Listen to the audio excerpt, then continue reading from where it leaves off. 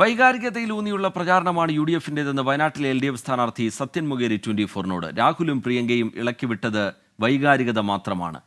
കർണാടകയിൽ നിന്ന് വൻതോതിൽ പണവും മദ്യവും ഒഴുക്കുന്നുണ്ട്. ഇലക്ഷൻ കമ്മീഷനും പോലീസും ജാഗ്രത പാലിക്കണമെന്നും സത്യൻ മൊകേരി ആവശ്യപ്പെട്ടു. Very good morning. LDF സ്ഥാനാർത്ഥി സത്യൻ മൊകേരി ഇപ്പോൾ പ്രഭാത സവാരിയില്ല, അതിനിടയിലാണ് നമ്മൾ പിടിക്കുന്നത്. അദ്ദേഹത്തിൻ്റെ വേഷം കണ്ടാൽ നമുക്കറിയാം. അപ്പം സത്യയുടെ ഏറ്റവും പ്രധാനപ്പെട്ട കാര്യം 29 ദിവസമായി ഇന്ന് നിശബ്ദ പ്രചാരണമാണ്. ഇന്നെന്താ ചെയ്യാൻ പോകുന്നു?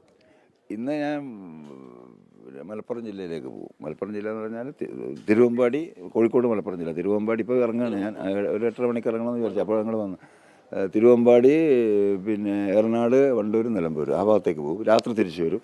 നാളെ വയനാട് ജില്ലയിലുണ്ടാവും. ഈ പ്രചരണം അവസാനിപ്പിച്ചപ്പോൾ എന്താണ് പൊതുവിലുള്ളൊരു വിലയിരുത്തൽ? ഏറ്റവും ഒടുവിലും അവർ വൈകാരികതയിലാവുന്നത്. ഇന്നലത്തെ അവരുടെ എന്താണ് കലാശക്കൊട്ടിലൊക്കെ തന്നെ സഹോദരനും സഹോദരിയും ഉള്ളൊരു വൈകാരികത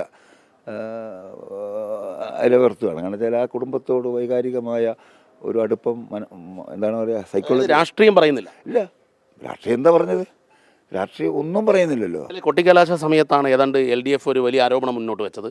മദ്യം ഒഴുക്കുന്നു, അതുപോലെ തന്നെ കർണാടകത്തിൽ വലിയ തോതിൽ പണം ഒഴുക്കുന്നു എന്നുള്ളത്. എന്താണ് അതിൻ്റെ വസ്തുത? ആ ആരോപണത്തിൽ ഉറച്ചു നിൽക്കുന്നുണ്ട്. ആരോപണം എന്ന് പറഞ്ഞാൽ വസ്തുത, അവർ ഏത് വിധേയനെയും ഇത് നിലനിർത്തുക എന്നുള്ളതാണ്. വോട്ട് ക്യാൻവാസ് ചെയ്യുക എന്നുള്ളതാണ്. കിറ്റ് വിതരണം ചെയ്തില്ലേ?